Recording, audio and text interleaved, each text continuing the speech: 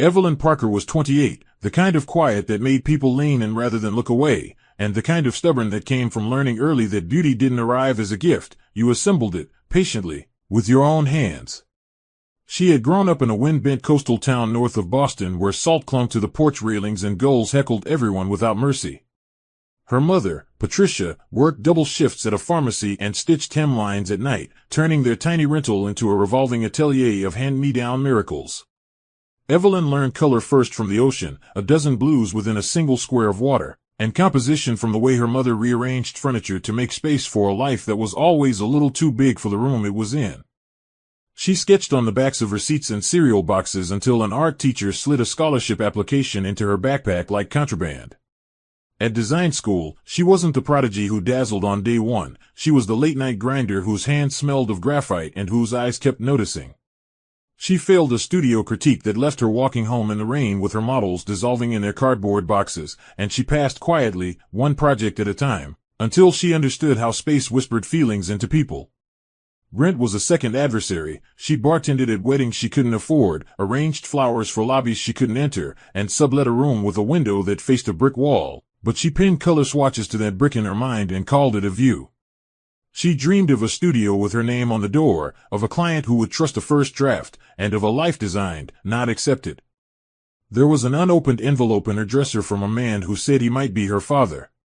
She kept it sealed, superstitious that certainty could disrupt the fragile architecture of hope she'd built.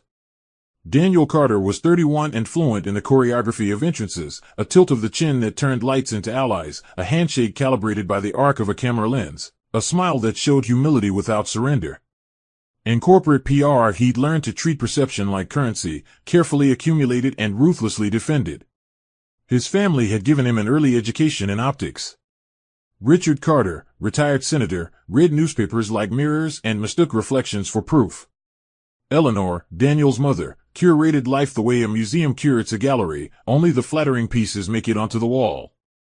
Sunday dinners in their Back Bay townhouse came with silverware that chimed judgment and questions that were multiple choice disguised as conversation. Daniel remembered a childhood of blue blazers and scheduled charm, debate club victories photographed beside donors, rowing trophies polished as if they could reflect destiny. He also remembered the messy parts he learned to hide, a panic attack behind a podium at 16 when the teleprompter froze, a college essay he rewrote 14 times because honesty sounded wrong in his family's house, a long-ago relationship that had collapsed under the weight of what he couldn't admit he wanted, permission to be ordinary, if only for an afternoon. He had friends who called him relentless and enemies who called him hollow, and he suspected both were partly right. Power was a ladder and he climbed well, but every rung had a cost he'd defer to later. In his phone, under recent calls, was a voicemail from his father he hadn't returned, something about a board appointment and optics, and a text from a woman named Victoria Lane, an old friend who occupied the border between history and temptation. He told himself he wasn't lonely, he was busy. He told himself that if he could just secure one more marquee client, one more national campaign, the silence he sometimes carried home would fill with applause and not echo. They met on an evening that smelled like polished floors and donor perfume, at a charity art exhibition near Copley Square where the city's benevolence dressed in black and thanked itself with champagne. Evelyn had wrangled a last-minute guest pass from a florist she assisted. Daniel had comped tickets through a client who wanted photographs of him looking generous. They reached the same painting at the same time, a medium-sized canvas tucked on a side wall, easy to miss if you were there to be seen rather than to see. A storm over a rowhouse window, not sentimental rain but a slate-curtained violence pressing against glass. Inside, a mug on a sill with steam still rising. Outside, a scrap of neon reflected from a sign you couldn't quite read. Evelyn felt the painter had caught the ache of waiting for someone who's late and the courage of drinking warm things anyway. Daniel, surprised to hear his own breath catch, recognized the discipline of composing chaos into something legible, exactly what his job demanded and what his life refused to grant him. "The horizon's crooked," he said without looking away. "On purpose," Evelyn answered, and then she smiled, small and conspiratorial, as if they had discovered a secret together. Conversation didn't bloom so much as lock into place, how the painter had used negative space to suggest a second room, how steam is just time with a temperature, how a crooked line could be truer than a straight one when the world tilts under you. He asked her what she did. She said she rearranged feelings by rearranging rooms. She asked him what he did. He said he told the truth in a way people could live with. Somewhere behind them a camera flashed, but the photo would only catch their backs leaning forward. When the lights flickered to signal the live auction, they parted with a promise to find the painting again before they left. Neither of them noticed the small plaque listing the donor that made the exhibition possible, the Carter Family Foundation. Neither of them noticed Eleanor, across the room, calculating faces like budgets. What they noticed instead, hours later, was that when they returned to the storm window, the steam had thinned, as if time had passed in the painting, too. Coffee? Daniel asked. Only if we can argue about lighting, Evelyn said. The city outside had fresh puddles and the moon looked like it had been sanded down. The door they pushed open felt, to both of them, inexplicably new.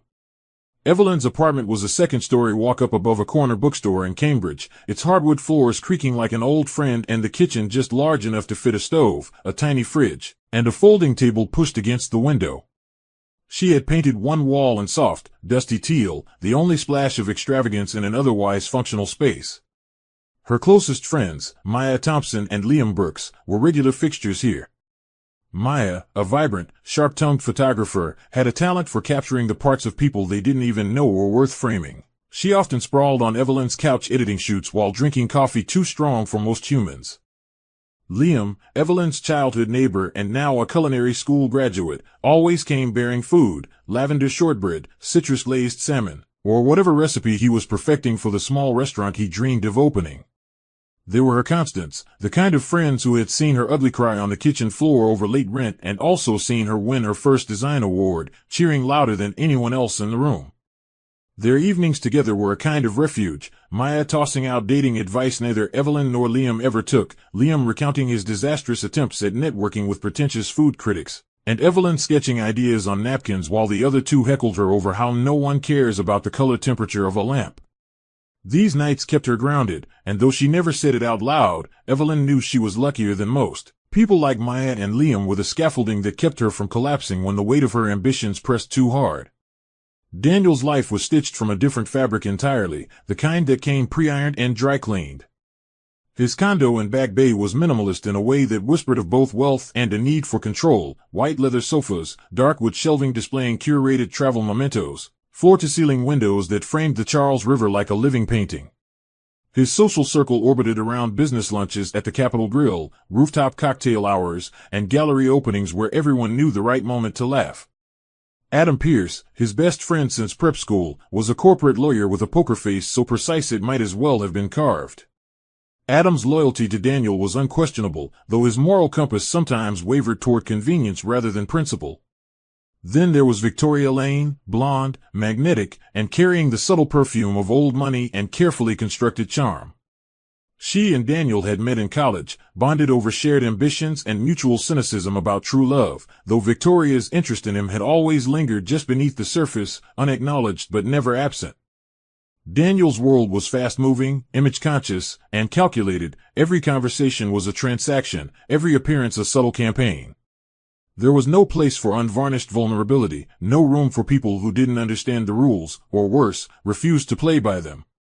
The two worlds collided fully for the first time at the annual Boston Arts and Business Gala, an event Daniel attended to maintain connections and Evelyn was invited to after one of her smaller design projects had caught the attention of a local arts patron. She had agonized over what to wear until Maya intervened, producing a sleek black jumpsuit from her photography wardrobe and pairing it with a bold silver necklace. Evelyn entered the room knowing she didn't belong in the conventional sense. Her heels were thrifted, her clutch a gift from Liam, but she carried herself with the quiet confidence of someone who had survived enough storms to stop fearing the rain. Daniel spotted her almost immediately across the marble-floored ballroom. Something about the way she stood, hands loosely clasped while listening intently to an elderly sculptor, cut through the curated perfection of the evening. When their eyes met, recognition from the exhibition sparked again, and they gravitated toward each other through a sea of clinking glasses and perfumed air. Daniel introduced her to Adam, who raised an approving eyebrow, and to Victoria, whose smile was warm but edged with the faintest tension. Evelyn noted the undercurrents but chose not to dwell. She was too busy absorbing the surreal blend of art and affluence, champagne flutes reflecting chandeliers, and whispered negotiations disguised as small talk. Somewhere in the night, Daniel realized he was no longer making the rounds for business. He was following Evelyn's orbit, and she, despite the differences in their lives, wasn't shying away from his. The weeks after the gala unfolded like a slow, deliberate brushstroke across a canvas. Neither Evelyn nor Daniel realized they were painting together. Their first official date was at a small bistro tucked into a side street in Beacon Hill, a place Evelyn chose for its intimate lighting and handwritten menu. Daniel, used to reservations at high-end establishments where every plate looked like it belonged in a magazine spread, found himself charmed by the chipped wine glasses and the owner who greeted Evelyn by name. They talked for hours, the conversation meandering from childhood memories to absurd hypothetical questions, Evelyn asking whether he'd rather fight one horse-sized duck or 100 duck-sized horses, Daniel countering by asking how she'd redesign the restaurant if she were given free rein. By dessert, Daniel realized he hadn't once checked his phone. Over the next few weeks, they explored both their worlds, quiet Sunday mornings in Evelyn's apartment with Maya and Liam teasing them over pancakes, and evenings at Daniel's rooftop, where the city lights looked like a spilled jewelry box. They found a rhythm, mornings spent walking through the Boston Public Garden, afternoons in art museums debating the merits of Impressionism versus Minimalism, and impromptu road trips to antique markets in small towns. Daniel was drawn to the way Evelyn noticed details, how a street musician tapped his foot, how the color of the sky shifted in a 20-minute span, while Evelyn found herself unexpectedly softened by Daniel's charm when it wasn't wrapped in performance. Their first trip away together came sooner than either had anticipated. Daniel surprised Evelyn with a weekend getaway to a coastal inn in Maine, a place he'd discovered during a solitary drive years earlier. The inn was a white-clapboard building perched on a cliff, its wraparound porch offering a view of the ocean that seemed to stretch into forever. Evelyn brought her sketchbook and spent mornings capturing the way the waves broke against jagged rocks. Daniel brought a camera but found himself taking more photos of her than the scenery. One evening, wrapped in blankets on the porch, they shared a bottle of wine as the sun sank into the horizon, painting the water in molten golds and purples. Daniel confessed that his family's expectations often felt like a weight he could never fully set down, that the life he lived sometimes felt more like a performance than a choice. Evelyn listened, her hand resting lightly on his, telling him that she understood what it was to live under other people's narratives and that perhaps the trick wasn't to escape them entirely, but to write new chapters in the margins. He looked at her then as if seeing something he'd been searching for without realizing it, someone who didn't want to change him into something shinier, but instead wanted to see what was underneath. That weekend marked a subtle turning point. Back in Boston, Daniel found himself adjusting his schedule to make space for Evelyn, skipping certain networking events in favor of quiet nights at her apartment, where they'd cook together. Well, Evelyn and Liam cooked while Daniel handled playlists and wine. Maya joked about how Daniel had gone from Mr. Power Tie to Mr. Apron, but she also noticed the way Evelyn's eyes softened when she talked about him. They began to carve out rituals. Tuesday nights were for trying a new restaurant, Fridays for movie marathons with takeout, Sundays for long walks through the city. Yet beneath the growing warmth was an unspoken awareness of their differences, Evelyn's comfort with vulnerability and Daniel's tendency to sidestep it, her ease in unpolished spaces and his preference for curated environments. Neither wanted to disturb the fragile bloom of what they were building, so they let the questions linger unanswered, trusting that for now, the shared moments outweighed the quiet dissonance. Neither knew that these early days, golden in their simplicity, would one day become the memories they'd both return to, sometimes with longing, sometimes with regret, when the road ahead grew less certain. The first real test of their relationship came quietly, without drama or warning. Evelyn's mother, Patricia, who had always been a pillar in her life despite their modest circumstances, began feeling unwell. At first, she dismissed it as fatigue from long shifts at the pharmacy, but after a fainting episode in the store, Evelyn insisted on taking her to the hospital. The diagnosis was a mild but recurring heart arrhythmia, the kind that required medication, lifestyle adjustments, and regular monitoring. Evelyn found herself juggling multiple roles: dutiful daughter, committed girlfriend, and driven designer trying to secure her next big contract. Daniel stepped in without hesitation, accompanying her to appointments when he could, bringing meals to Patricia's small home in their coastal town, and even managing to charm her mother with his polished manners and willingness to run errands. These moments endeared him to Evelyn in ways no bouquet or fancy dinner could. She saw him outside of his curated city image, sleeves rolled up, grocery bags in hand, making Patricia laugh with stories about his disastrous first attempt at rowing.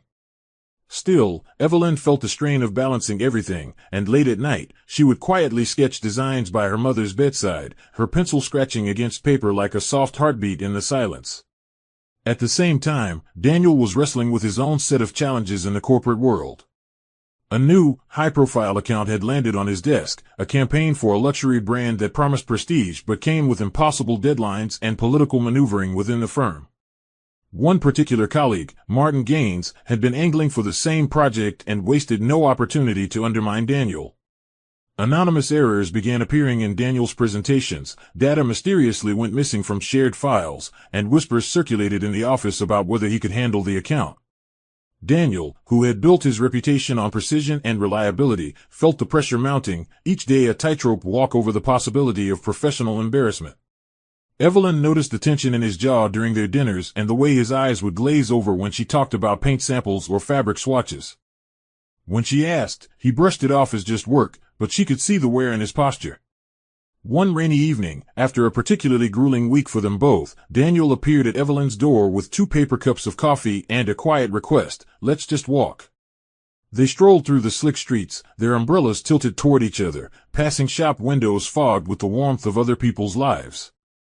At one point, Evelyn stopped, looking up at the blurred halo of a streetlight, and said softly, "We can't promise each other we won't have storms.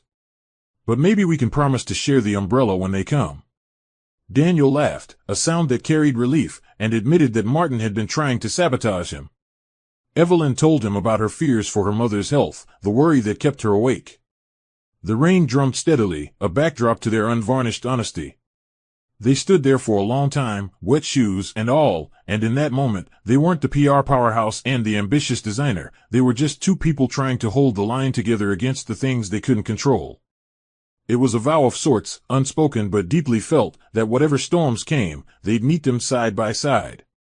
Neither could have known then how much that promise would be tested in the years to come. Daniel had always been a man of calculated gestures, the kind that were planned weeks in advance with a perfect balance of charm and spectacle, but when it came to asking Evelyn to marry him, his intentions carried a different weight. He wanted it to be more than a display, he wanted it to speak to the private language they had built together, the late-night talks and shared quiet moments that no one else saw. For weeks, he worked in secret, enlisting Maya's help to distract Evelyn on the day of, while Liam helped coordinate catering and music. He chose the rooftop of his building, which offered a panoramic view of Boston's skyline, transforming it with strings of fairy lights, candles and hurricane jars, and Evelyn's favorite white lilies arranged in delicate vases.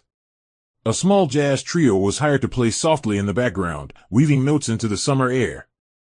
By the time Evelyn arrived, led there under the guise of the quick drink before dinner, the sun had already dipped low, painting the horizon in streaks of gold and violet. She was still in her work clothes, hair pulled back in a loose bun, completely unaware of what was coming. When she stepped onto the rooftop and saw the space, her breath caught. For a moment, she simply stood there, her eyes tracing the twinkling lights, the city spread out like a constellation beneath them, and Daniel standing in the center of it all in a navy suit that caught the glow of the candles. He took her hands without a word at first, as if grounding himself in the feel of her palms. Then, slowly, he spoke, not in rehearsed lines but in the kind of sentences that tremble because they are unpolished and true. He told her about the first time he saw her at the gallery, how he'd felt something shift in him that night. How he admired the way she created beauty not for applause but because she couldn't help herself. He admitted his fears of not being enough, of failing her, and how those fears were outweighed by the thought of a life without her. Dropping to one knee, he pulled out a small velvet box, the ring catching the reflection of 100 tiny lights, and asked the question that felt at once like a leap and a homecoming, "Evelyn Parker, will you marry me?" Evelyn's mind spun in a dozen directions at once, memories of their first conversation over the Crooked Horizon painting, the way he had supported her during her mother's illness, the storms they'd weathered together, the unspoken tenderness that lived in their everyday routines. A part of her hesitated, not because she didn't love him, but because she was acutely aware of the differences in their worlds, of the sharp edges in his life that might one day cut into hers. Yet, standing there under the stars, she saw him not as the polished PR figure, but as the man who had walked with her in the rain, who had carried groceries into her mother's small kitchen, who had started making space for her in a life that had once been so carefully closed off. Her yes came softly, but with the weight of certainty, and when Daniel slipped the ring onto her finger, the jazz band swelled into a melody that seemed to belong only to them. From behind the rooftop's sliding glass doors, Maya and Liam emerged, grinning and carrying champagne, their cheers echoing into the warm night air. For that brief, perfect moment, it felt as though the rest of the world had fallen away, leaving only the city lights, the music, and the promise they had just made to each other. The vineyard stretched across rolling hills and shades of emerald and gold, its rows of grapevines catching the late summer sun like strands of silk. Daniel had spared no expense in making the wedding an event that would be remembered: champagne towers, a gourmet menu curated by one of Boston's top chefs, and a guest list that blended political figures, art patrons, and longtime friends from both their worlds. Evelyn, however, had insisted on personal touches that spoke to their journey: tables named after cities they'd visited, centerpieces of wildflowers she'd arranged herself, and a small corner set aside with a sketchbook where guests could draw or write messages instead of signing a traditional guestbook. Maya arrived early, camera in hand, capturing the quiet details before the whirlwind began: Evelyn's lace-trimmed gown hanging by the window, the handwritten vows on thick parchment, the way the light pooled on the ceremony arch wrapped in lilies. Liam worked in the reception kitchen alongside the chefs, refusing to simply be a guest when he could be part of making the day special.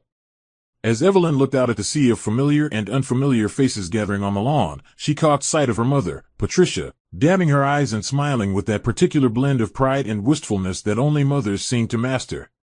Yet beneath the beauty of the day, subtle tensions hummed, most of them radiating from Eleanor Carter. She had maintained polite civility toward Evelyn since the engagement, but her distaste for her son's choice had never softened. Dressed immaculately in a dove-gray gown with pearls at her throat, she moved through the crowd like a hostess at a gala, greeting guests with a smile that froze slightly when speaking to Evelyn's side of the family. More than once, Evelyn caught Eleanor's eyes flicker toward her dress, her friends, or her mother with a faint air of evaluation. During the bridal procession, as Evelyn walked down the aisle to the soft notes of a string quartet, she noticed Eleanor's expression, a practiced pleasantness that didn't quite reach her eyes. Still, Daniel's face at the altar banished any trace of unease, his gaze fixed on her as if no one else existed. The vows they exchanged were raw and personal, speaking not of perfection but of persistence, of the willingness to weather what life might bring. When Daniel kissed her, the applause rose like a wave, and for a moment, even Eleanor seemed swept into it, her hands clapping with the rest. The reception unfolded in a haze of music, laughter, and the clink of crystal glasses. Maya's toast was both irreverent and heartfelt, recalling the night Evelyn had met Daniel and how she'd gone from coffee-stained sketchbooks to champagne under fairy lights. Adam's speech was quieter but laced with knowing glances at Daniel, reminding him in subtle terms that love, like business, thrived on trust and clear communication. Dinner melted into dancing beneath strings of warm bulbs, the vineyard glowing in the twilight. Evelyn's first dance with Daniel was slow and unhurried, her cheek against his shoulder as the world blurred into music and candlelight. Still, she couldn't entirely shake the sensation of undercurrents, moments when Eleanor and Victoria were in quiet conversation, glances exchanged that she couldn't decipher. She told herself it was nothing, that tonight was for joy and not for shadows. But somewhere deep inside, a small, sharp intuition told her that the vows they had just spoken would one day be tested, and that the first ripples of that storm might already be moving beneath the surface. The townhouse Daniel purchased after the wedding was a blend of their worlds, a stately brick facade with modern interiors that Evelyn had been given full creative control to design. From the moment they crossed the threshold, she treated it as both a home and a project, envisioning spaces that reflected warmth rather than just status. The front room, with its bay window overlooking a tree-lined street, became a reading nook with a deep emerald armchair and shelves filled with books they both loved. The kitchen, which Daniel had once imagined as a sleek, steel and granite showpiece, was softened with warm wood, copper fixtures, and a small herb garden in the window that Evelyn tended daily. Daniel indulged her ideas, often pretending to protest over her love for bold color choices but secretly enjoying the life she breathed into the space. Evenings were often spent with Evelyn barefoot on the hardwood floor, fabric swatches and paint samples spread around her like a deck of cards, while Daniel sipped whiskey and offered opinions that grew more daring after his second glass. They laughed easily in those days, and the home quickly filled with the kind of ordinary moments that quietly cement a marriage: morning coffee at the breakfast bar, shared playlists in the evenings, and the occasional lazy Sunday in pajamas when the world outside could wait. Daniel's career, too, was moving into a new phase. Fresh off the success of a high-profile campaign that had earned him both praise and envy, he was being offered larger, more demanding projects. Late-night strategy calls and early-morning client meetings became the norm, but he told himself it was worth it, especially now that he felt anchored by Evelyn and their new life together. Yet the demands of his work meant that their schedules often overlapped awkwardly. Evelyn would be in the middle of rearranging furniture when he came home exhausted. Daniel would be preparing for a presentation when she wanted to share the details of her day. They made efforts to bridge the gaps, sometimes by meeting for lunch near his office, sometimes by cooking dinner together no matter how late it was. Evelyn's patience and Daniel's determination seemed to balance each other, even as they both felt the subtle pull of competing priorities. Amid this new rhythm, Evelyn began to expand her professional reach. She submitted a design proposal for the lobby of a boutique hotel undergoing renovation, a project that could establish her as a serious contender in the city's design community. She poured herself into it, sketching late into the night, visiting the construction site with her measuring tape and camera, and sourcing materials that balanced elegance with a sense of welcome. Daniel supported her enthusiastically, introducing her to potential contacts and even reviewing her pitch to ensure it landed with both creative and strategic impact. When the hotel management called to say they were impressed enough to invite her for a second presentation, Evelyn celebrated by dragging Daniel into the living room to dance to an old jazz record, laughing when he stepped on her toes. It was a small victory, but one that made her feel as though her dreams were finally gaining momentum. The townhouse wasn't just a place to live, it was a launchpad for both their ambitions.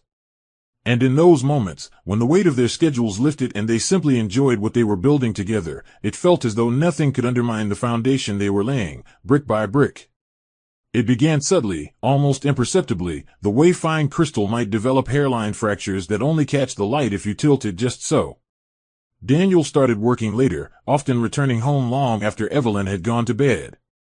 At first, she accepted his explanations. High-profile campaigns required relentless hours, clients expected last-minute revisions, and success in his field meant being available at all times. But she couldn't ignore the gradual shift in his demeanor. The easy laughter they had once shared at dinner began to fade into distracted nods, his eyes glued to his phone as she recounted her day. There were weekends when he was just stepping out for a quick meeting that stretched into entire afternoons, leaving Evelyn alone in the townhouse with her sketches and the hum of the refrigerator for company. When she pressed him, he would flash that practiced smile and assure her everything was fine. Still, she felt the air between them begin to cool in small but undeniable ways. It didn't help that Victoria Lane had reappeared in Daniel's schedule with increasing frequency. Evelyn had known from the beginning that Victoria and Daniel shared a history, but now her name seemed to come up in casual conversation with alarming regularity: client dinners, networking events, just catching up over coffee. Evelyn told herself not to be paranoid, that Daniel's industry thrived on long-standing connections, but Maya noticed her unease during one of their coffee dates. "It's not about trust," Maya said carefully, "it's about how people respect boundaries." "Does she know hers?" Evelyn didn't answer, instead turning the conversation back to her work. But the question lodged in her mind, resurfacing at odd moments, like when Daniel's phone buzzed late at night and he stepped into the other room to take the call. Or when she found a silk scarf draped over the passenger seat of his car, one she didn't recognize. He brushed it off as something Victoria had left behind after a meeting, and though she nodded, a faint crack formed in the trust she had always considered unshakable. The tension came to a head at a dinner party hosted in their home for a mix of Daniel's colleagues and Evelyn's creative circle. Evelyn had spent days planning the menu with Liam and setting the table with an understated elegance that reflected her style: soft linen runners, mismatched vintage china, and arrangements of eucalyptus and roses. As the evening unfolded, Evelyn noticed Daniel's attention was firmly fixed on impressing a group of his firm's partners and, inevitably, Victoria. When Evelyn tried to share a lighthearted story about her hotel lobby project, Daniel interrupted with a joke that undercut her point, drawing polite laughter from the table but leaving her cheeks burning. For the rest of the night, she played the gracious hostess, her smile in place, her tone warm, but something inside her shifted. Later, when the guests had gone and the dishwasher hummed in the background, Evelyn stood at the kitchen sink, hands submerged in soapy water, staring out at the dark street. The cracks were no longer invisible, they were there, sharp and gleaming in the quiet, and she had no idea how to smooth them over without cutting herself. Rumors, when they start, rarely announce themselves. They slip into rooms like drafts, unnoticed until they chill the air. Evelyn first heard it from a fellow designer she'd met at an industry brunch, someone who spoke cautiously, as though not wanting to be the one to deliver bad news. "I'm sure it's nothing," the woman said, stirring her tea, "but people have mentioned seeing Daniel at events without his wedding ring." Evelyn laughed it off in the moment, masking the tightness in her chest with practiced ease, but the words echoed later that night as she lay in bed alone, staring at the ceiling. She told herself that Daniel's schedule had become more demanding, that appearances could be misleading, but the whispers had begun to tangle with her own quiet doubts. Maya, ever perceptive, confronted her during one of their regular coffee dates. "You're too calm for someone hearing this for the first time," she said flatly, leaning across the table. Evelyn sipped her coffee, unwilling to admit that deep down, she wasn't sure what to believe anymore. When Evelyn did raise the topic with Daniel, it was late in the evening, the city lights spilling through their living room windows. He didn't get angry. Instead, he leaned back in his chair with a sigh and claimed it was all just work stress and overblown gossip. "You know how people talk," he said, his voice smooth but firm, "especially in my field. One slip, and they build a whole story around it." Evelyn wanted to believe him, and a part of her did, but another part couldn't forget the look in his eyes, steady, but just a little too controlled, as if rehearsed. He reached for her hand, assuring her she had nothing to worry about, and for the sake of their peace, she let the matter drop. Still, the seed of doubt had been planted, and Evelyn found herself watching for small changes in his behavior, the way he angled his phone screen away from her, the hesitation before answering certain calls, the lingering scent of unfamiliar perfume on his jacket. The truth began to take sharper shape one crisp autumn evening when Evelyn decided, on a whim, to surprise Daniel at one of his firm's networking events. She arrived at the upscale hotel ballroom unannounced, slipping through the crowd in a deep burgundy dress that drew curious glances. Her eyes scanned the room, and then she saw him, Daniel, laughing with a small circle of people, Victoria at his side. The way Victoria's hand rested lightly on his forearm, the way he leaned in to hear her over the music, spoke of a familiarity that didn't belong to casual colleagues. When he noticed Evelyn, surprise flickered across his face, quickly masked by a smile as he introduced her to the group. Evelyn played her role flawlessly, exchanging pleasantries, but inside she felt the careful architecture of her trust shifting dangerously. Later, as they rode home in strained silence, Daniel talked about the event's success while Evelyn stared out the window, the city blurring into streaks of light. She didn't confront him that night, not because she lacked courage, but because she understood that sometimes the most powerful revelations come not in the asking, but in the waiting. And she was beginning to realize that whatever truth lay ahead, it would demand far more of her than she had ever imagined. The confrontation erupted on a night that had begun with the best of intentions. Evelyn had spent the afternoon preparing one of Daniel's favorite meals, roasted duck with orange glaze, hoping to recreate some of the intimacy that had slowly eroded over the past months. She lit candles, poured wine, and even set the table with the china they had received as a wedding gift but had never used. When Daniel walked in, however, he barely glanced at the table before loosening his tie and muttering about a long day. She tried to draw him into conversation, but every question was met with curt, distracted responses. Finally, Evelyn asked outright if Victoria's constant presence at his side was strictly business. Daniel's jaw tightened. He set down his wineglass with deliberate care before saying, "This again? You don't fit into that part of my life, Evelyn. You never have." The words hummed between them like a slap, sharp and cold. She pushed back, her voice trembling but resolute, demanding to know when he had stopped seeing her as his partner and started seeing her as an obstacle. He didn't deny it, didn't even try to soften it, only saying that maybe they needed space to figure things out. The next morning, Eleanor called, her tone clipped and businesslike. She didn't ask how Evelyn was, she simply said, "Daniel needs to focus right now, and your feelings aren't helping." It was as if the mother-in-law had been waiting for this fracture, ready to widen at the moment she sensed an opening. Evelyn hung up the phone with her chest aching, realizing that the family she had married into saw her less as a daughter-in-law and more as a liability to be managed. That evening, when Daniel returned home, the air between them was brittle. They barely spoke during dinner, each retreating into their own silence. When she tried once more to bridge the gap, He told her bluntly that he was staying at his office for a few nights to clear his head. She knew what that meant, even if he didn't say it outright. It wasn't just about work, it was about creating distance that couldn't easily be closed. 3 days later, Evelyn stood in the bedroom with an open suitcase on the bed, carefully folding clothes into neat stacks.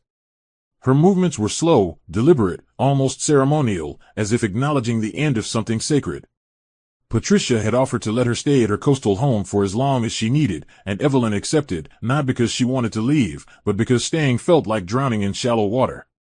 She packed her sketchbooks, a few framed photos, and the ring Daniel had given her, which she slipped into a small velvet pouch. When she wheeled the suitcase to the door, Daniel stood there, freshly showered and wearing the cologne she used to love, looking at her as though she were a stranger trespassing in his life. "Take care of yourself," he said, his tone void of warmth. Evelyn didn't answer. She walked past him, out into the cool night air, the click of her suitcase wheels against the pavement marking each step away from the life they had built. Somewhere inside, she knew this was more than just space. This was the point from which there was no return. The days that followed were quiet in a way that felt unnatural, as though the world had been muted. Evelyn settled into her mother's small coastal home, the familiar scent of sea air and brewed coffee offering a fragile sense of comfort. She kept herself occupied with small routines, morning walks along the shore, rearranging furniture in the living room, cooking dinner for Patricia, but each evening, the absence of Daniel weighed heavily. She avoided social media, not wanting to see his name or image attached to events she was no longer part of. When the knock came on a rainy Tuesday afternoon, she assumed it was Maya bringing groceries or Liam dropping by with one of his culinary experiments. Instead, a man in a navy suit stood at the door, water dripping from the brim of his hat, holding a large envelope. His voice was formal, almost detached, as he confirmed her name and handed it to her. The moment she saw the letterhead from Daniel's attorney, her hands began to tremble. Inside were the divorce papers, clean, clinical language outlining the dissolution of their marriage as though it were a contract rather than the dismantling of a life. Evelyn sat at the kitchen table for hours, the papers spread before her, untouched mug of tea growing cold beside her. Each paragraph seemed to chip away at her resolve, not because she didn't see the inevitability, but because of the finality in the phrasing, irreconcilable differences, mutual consent, division of property. There was no mention of the moments that had once bound them, the late-night walks in the rain, the laughter in their townhouse kitchen, the promises whispered under fairy lights. Patricia hovered nearby, offering comfort without pressing for details, knowing her daughter needed space to process. When Maya arrived and saw the envelope, her eyes flashed with anger, but Evelyn only shook her head. "It's over," she said softly, as if speaking the words aloud might help her believe them. In truth, she felt suspended between grief and numbness, unable to fully inhabit either. By the following morning, Evelyn made her decision. She signed the papers in deliberate, steady strokes, each loop of her signature a quiet act of letting go. She refused to let Daniel's lawyer courier them back, choosing instead to deliver them herself. The drive into the city was surreal, the familiar streets both comforting and alien. When she arrived at the law office, the receptionist took the documents without ceremony, and that was it, no dramatic confrontation, no final exchange of words. Walking back to her car, the rain began to fall again, just as it had the night she left Daniel. She tilted her face toward it, letting the cold drops blur her vision, and realized that while the chapter of their marriage had closed, the story of who she was beyond it had yet to be written. Somewhere deep inside, a faint ember of determination flickered, waiting for the right moment to ignite. The weeks after the divorce were a strange mixture of emptiness and unrelenting motion. Evelyn threw herself into work with the kind of focus that comes only when everything else has fallen apart. Her small freelance projects, once side hustles she fit between Daniel's events and household commitments, now became her lifeline. She set up a makeshift studio in Patricia's sunroom, the wide windows spilling in natural light that warmed her drafting table each morning. She worked long hours, often losing herself in the rhythm of sketching, sourcing materials, and building mood boards for clients. Maya stopped by almost daily, bringing coffee and sly humor to break the monotony. Liam dropped in with takeout and stayed to cook in Patricia's kitchen, teasing Evelyn about her stubborn habit of skipping meals when she was in the zone. Their loyalty formed a protective circle around her, shielding her from the sharper edges of loneliness. Still, when the evenings fell quiet and she was alone with her thoughts, the reality of her new life pressed in, the absence of shared plans, the cold space in bed where Daniel used to sleep, the haunting question of how love could vanish so completely. Meanwhile, Daniel wasted no time stepping back into the social scene.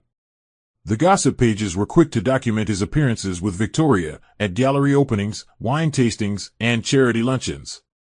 The photos stung not because they showed him happy, but because of how seamlessly he seemed to have erased her from his narrative, as if their years together had been nothing more than a temporary footnote. Evelyn avoided these updates when she could, but sometimes they found her anyway, through a magazine left open in a cafe, a snippet of overheard conversation in a boutique, or a glowing post on one of Victoria's social media accounts. Maya bristled every time she saw one of these and tried to redirect Evelyn's attention to her growing list of clients. Let them play their game, Maya would say. We'll win by building something they can't touch. Evelyn wanted to believe her, but she also knew that rebuilding wasn't as simple as just working harder. It was about piecing herself back together in ways that made her stronger than before. Her first real breakthrough came unexpectedly. A local cafe owner who had seen her work on Instagram reached out, asking if she would redesign the cafe's interior. It was a modest project, but Evelyn approached it as if it were a 5-star hotel commission. She replaced the harsh overhead lights with warm pendants, added reclaimed wood shelves lined with potted herbs, and designed cozy seating nooks that invited customers to linger.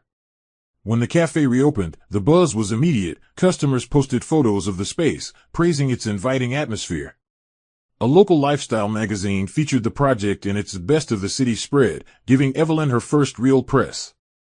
Standing in the cafe on opening day, watching people settle into the space she had imagined, Evelyn felt a spark of something she hadn't felt in months, hope, not just for her career, but for herself. It wasn't the life she had envisioned when she married Daniel, but it was a life she was learning to claim, one carefully measured choice at a time. Evelyn's cafe project proved to be more than just a portfolio piece. It was a door swinging wide into the next stage of her career. Within weeks of the magazine feature, inquiries began trickling into her inbox, boutique shop owners wanting fresh interiors, homeowners looking for design makeovers, and even a small art gallery interested in a full redesign of their exhibition space. Each project carried its own challenges, but Evelyn approached them with a quiet determination that impressed her clients and earned her word-of-mouth praise. She was meticulous, visiting each site personally, sketching layouts by hand before committing them to digital plans, and sourcing materials that balanced beauty and practicality. Her approach wasn't about chasing trends but about telling a story through the spaces she created, a skill she realized had been there all along, even in the days she was rearranging the cramped living room of her childhood home.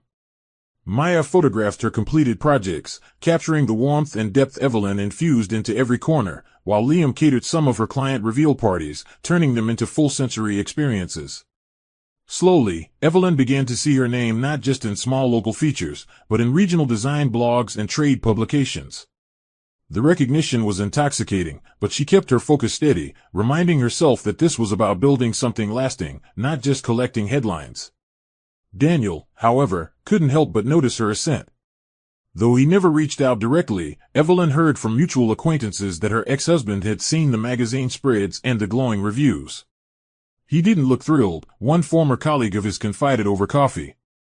Daniel's professional life was still thriving on the surface, but there were whispers that some of his recent campaigns lacked the creative edge they once had. Whether he admitted it or not, Evelyn's quiet success was a reminder that she was far from the failure he might have expected, or wanted, her to be. Evelyn herself avoided thinking too much about his opinion. She had no interest in her work becoming a reaction to him. Instead, she poured her energy into the art gallery commission, a project that felt like the culmination of her skills. The gallery's board wanted something that would draw in younger audiences while still honoring its legacy, and Evelyn designed an immersive space that combined traditional exhibits with interactive, modern installations. It was the kind of project she'd once dreamed of but never dared to believe she could land. The unveiling of the gallery redesign was an event in itself. Invitations went out to city influencers, art critics, and loyal patrons, while Evelyn's friends rallied to support her.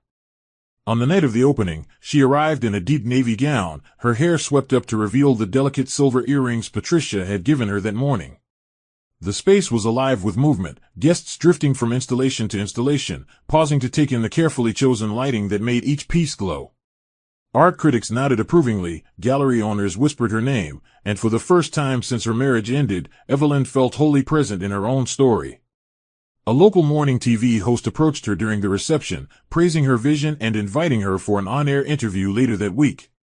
Evelyn accepted with a calm smile, but inside, her heart was racing. Not with nerves, though there was some of that, but with the thrill of realizing that she was stepping into a place she had built entirely on her own terms. Whatever storms were still ahead, she knew she was no longer standing in anyone's shadow. She was making her own light, and the world was beginning to see it. The morning the smear campaign began felt ordinary at first. Evelyn was at her studio reviewing fabric swatches when her phone buzzed with a notification from Maya. It was a link to an online business news site, and the headline made her breath catch. PR executive Daniel Carter speaks out, how a toxic marriage nearly destroyed my career. Her fingers went cold as she scrolled through the article, reading Daniel's carefully constructed narrative. He painted himself as a man who had survived years of sabotage from an insecure wife, hinting that she had mismanaged his finances, distracted him from high-profile campaigns, and left him at a critical moment in his career. He never named her directly, but the details were unmistakable to anyone who knew them. Within hours, the story had been picked up by other outlets, each spinning it a little more salaciously. Evelyn's phone exploded with calls, some from concerned clients, others from reporters fishing for a statement. She ignored them all, her mind spinning with disbelief and a deep, gnawing hurt. It didn't stop at the articles. By the next day, Daniel's face was all over television, his calm, confident tone framing himself as a man who had overcome personal adversity. He took interviews on morning shows, appeared on radio segments, and even gave quotes to glossy lifestyle magazines.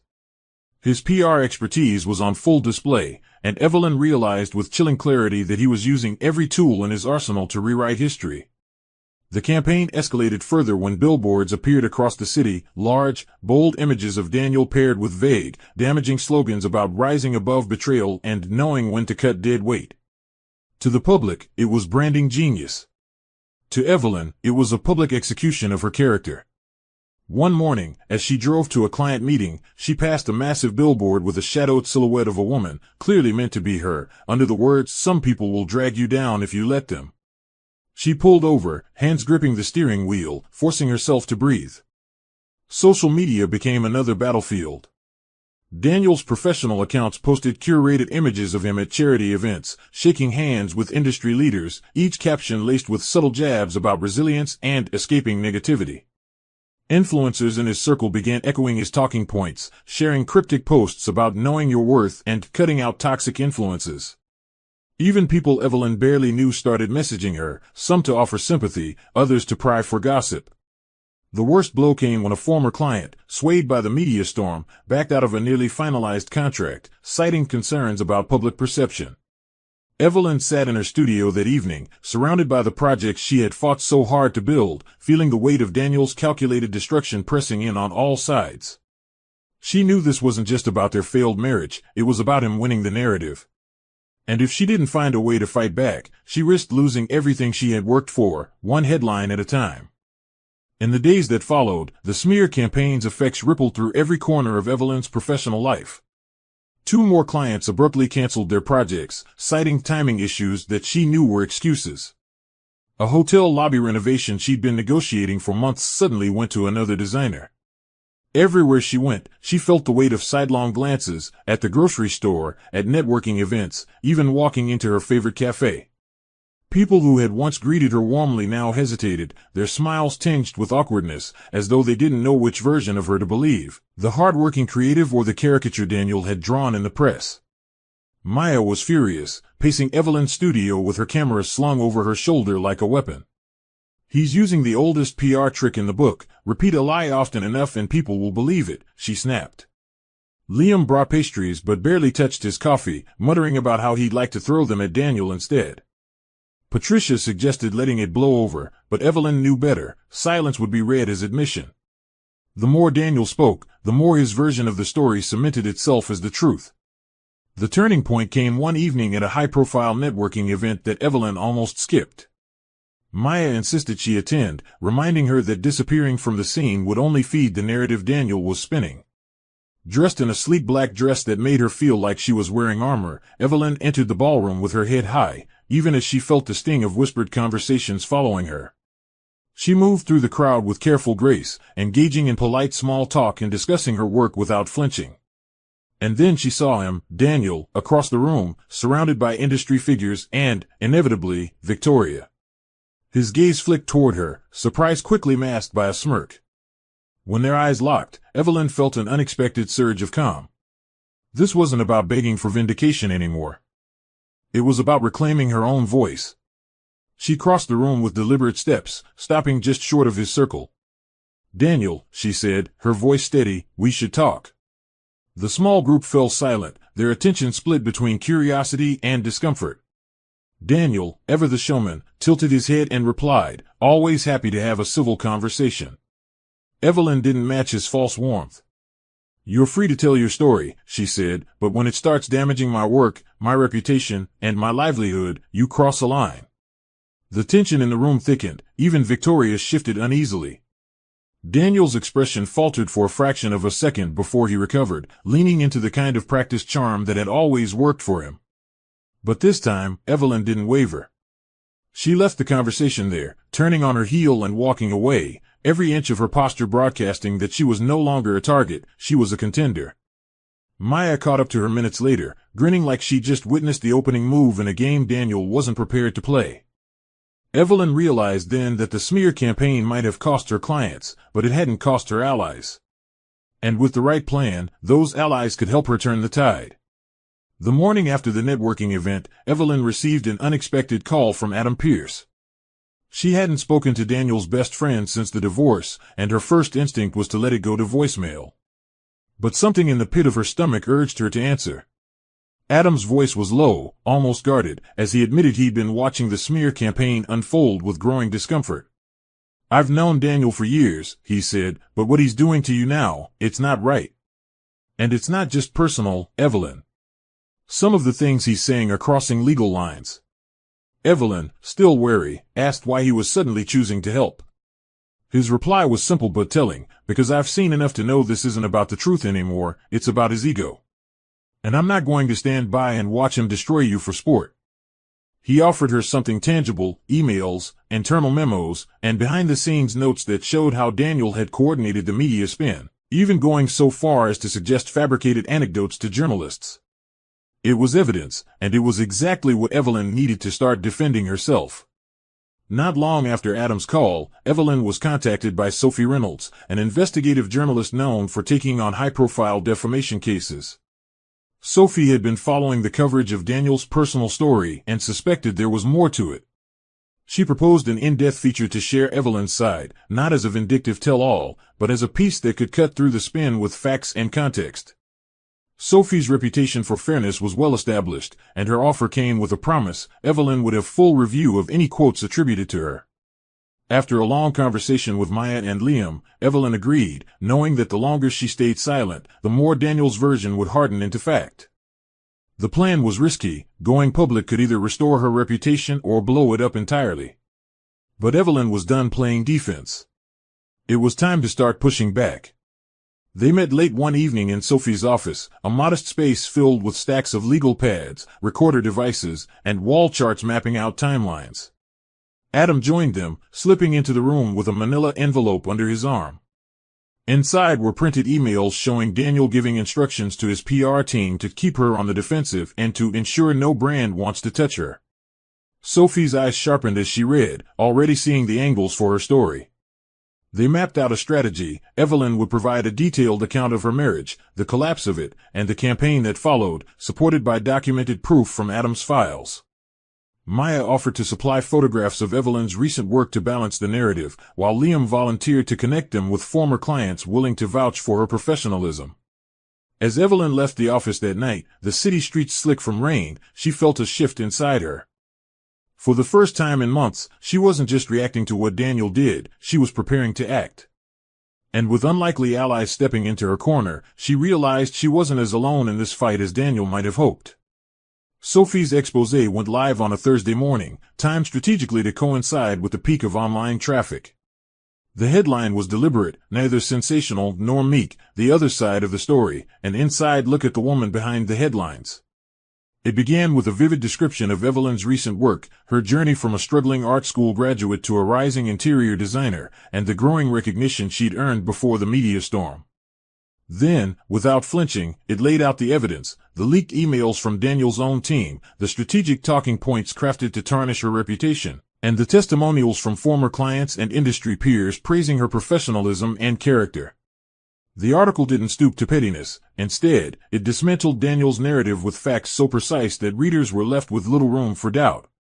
Within hours, the piece was being shared widely, on design forums, professional networks, and even mainstream news sites. The comment sections lit up with support for Evelyn, and hashtags calling out Daniel's behavior began trending. Daniel's reaction was swift but unsteady. He issued a short statement calling the article misleading and one-sided, but his tone lacked the confidence of his earlier media appearances. In private, he tried to rally his allies, yet the momentum had shifted. Several of his high-profile contacts distanced themselves quietly, canceling planned collaborations or declining to appear alongside him at upcoming events. Victoria, who had been a constant presence at his side, grew conspicuously absent from public outings, fueling speculation about cracks in their alliance. Evelyn, meanwhile, found her inbox flooded, not just with supportive messages from strangers, but with fresh project offers from clients who admired her resilience. She accepted some cautiously, focusing on rebuilding her business one careful step at a time. For the first time since the smear campaign began, she felt like she could breathe without bracing for the next blow. The true test of the turning tide came at the opening of a new art gallery wing where Evelyn had been invited as a guest of honor. She arrived in a sleek emerald gown, Maya by her side with her camera, and Liam greeting guests with trays of hors d'oeuvres he'd crafted himself. The room buzzed, not with whispered gossip about her, but with genuine curiosity about her work and her plans for the future. Midway through the evening, as she stood near one of her installations, she noticed a small group watching her, people who had once believed Daniel's version without question. One of them approached, offering an awkward but sincere apology for having judged her unfairly. Evelyn accepted it graciously, realizing that this was more than just a professional win, it was the slow restoration of her name. Across the room, she caught sight of Adam, who gave her a discreet nod before melting back into the crowd. For Evelyn, the night wasn't about triumph over Daniel, it was about reclaiming the parts of herself she thought she'd lost. And in that moment, surrounded by light, art, and allies, she knew the tide had truly turned in her favor. The unraveling of Daniel's career didn't happen with a single catastrophic event, it came as a slow, grinding erosion that was almost crueler in its persistence. In the weeks following Sophie's exposé, clients began quietly withdrawing their contracts, some citing a shift in brand direction, others offering no explanation at all. The whispers that once painted him as a victim of a toxic marriage now flipped, casting him as a manipulative strategist who had weaponized his industry knowledge for personal vendettas. A major account he'd spent months cultivating abruptly pulled out, citing concerns over public perception, and that loss triggered a domino effect. Even his colleagues, many of whom had once been loyal, began to distance themselves, avoiding eye contact in hallways, keeping meetings short, and making sure they weren't in photographs with him at events. Daniel, who had built his identity on public approval, felt the absence of it like a physical weight.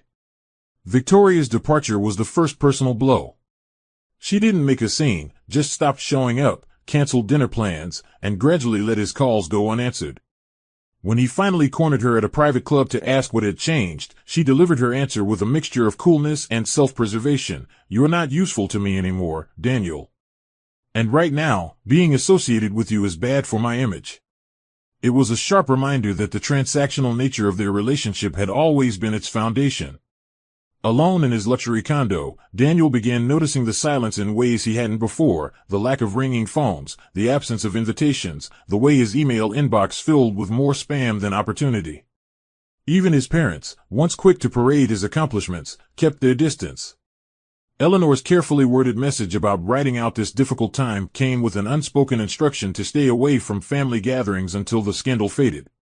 One evening, Daniel sat in his dimly lit living room, staring at a stack of unopened bills and legal notices. The city skyline that had once inspired him now felt like an unblinking jury. He poured himself a drink, but the usual satisfaction wasn't there. Instead, he found his mind replaying the moment Evelyn had crossed the room at that networking event, calm and composed, warning him he'd crossed the line. He dismissed it then as theatrics, but now he understood she hadn't been threatening him, she'd been predicting exactly what was happening. For the first time, Daniel considered the possibility that he had not just lost control of the narrative, he had lost the life he thought he'd built. And as the ice in his glass melted into the amber liquid, he realized he didn't know how to fix it, or if he even could. The launch of Evelyn's design studio was the kind of night that shimmered with possibility.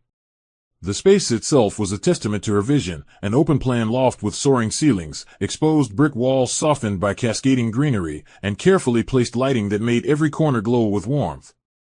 On one side, a curated gallery wall displayed photographs of her most notable projects, each one accompanied by a short story about the inspiration behind it. Maya had captured every image with the same intimacy she reserved for portraits, and Liam had transformed the refreshments table into a culinary landscape, each dish as much an artwork as the spaces Evelyn designed. Guests began arriving early, filling the room with the hum of conversation, the clink of glasses, and the occasional sound of delighted surprise when they recognized her name from recent articles. Industry veterans mingled with local business owners, past clients embraced her warmly, and new prospects scribbled her contact information into notebooks.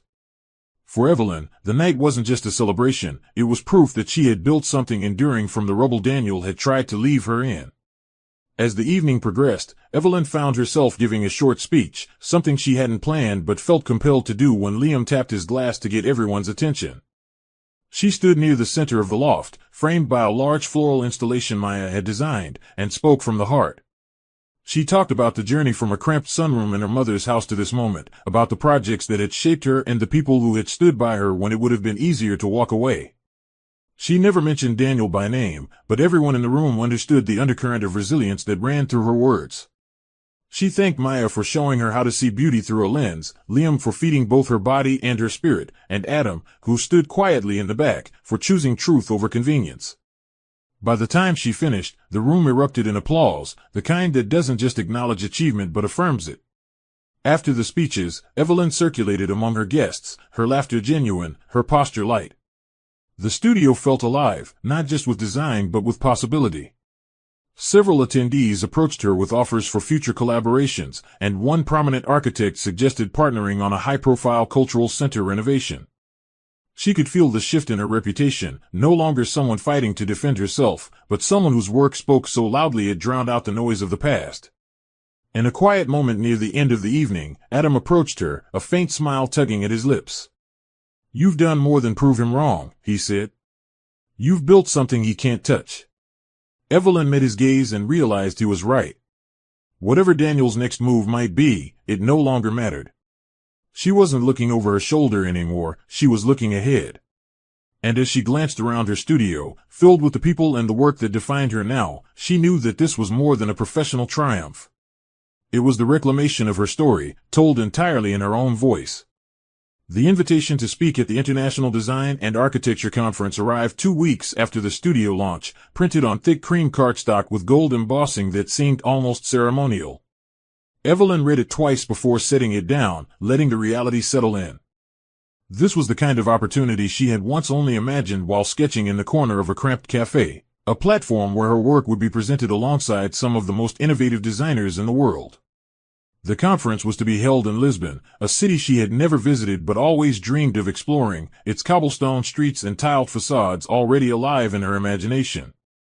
The days leading up to her departure were a blur of preparation, refining her presentation, selecting photographs of her most transformative projects, and meeting with Maya to plan how to document the experience. Liam insisted on sending her off with a suitcase packed not just with outfits, but with small comforts, a box of her favorite tea, a scarf in her favorite shade of green. Even Patricia, who had always preferred to keep her feet on solid, familiar ground, urged her to see this as more than just a business trip. "It's your moment, Evelyn," she said, pressing her daughter's hand. "Don't just speak. Be heard." When Evelyn boarded the plane, she felt a strange calm, as though the turbulence of the past had finally smoothed into open skies.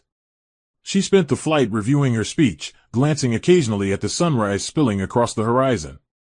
On the first day of the conference, she walked into the grand auditorium, its vaulted ceilings and intricate woodwork echoing softly with the murmur of conversations in a dozen languages. Her presentation was scheduled for the second morning, and when the moment came, she stood on the stage, the glow of the spotlight warm against her skin. She spoke not just about design principles, but about resilience, about how creating spaces that nurtured people required understanding the storms they had weathered. Her words resonated in the hushed room, and when she finished, the applause rose like a tide, long and sustained. Afterward, people she had admired from afar approached to shake her hand, to ask questions, to tell her how her story had inspired them beyond the realm of architecture. It was during one of the networking sessions that she met Ethan Clark, an architect whose work she had studied in design school. Tall, with an easy smile and a mind that sparked with ideas, Ethan shared her belief that design wasn't just about structures, but about the lives that unfolded within them. They spent hours wandering Lisbon after the day's sessions, talking about their work, their travels, and the paths that had shaped them. It wasn't romance, not yet, but it was connection, the kind that felt like the beginning of something unforced and real. On her final evening in the city, Evelyn stood on a terrace overlooking the Tagus River, the air soft with the scent of the sea, and thought about the arc of her journey, from a woman nearly erased by someone else's narrative to one who had written her own with fierce clarity. As the lights of Lisbon glittered below, she felt no need to look back. The future was open, wide, and waiting, and she was ready to walk into it, step by step, entirely on her own terms. The end.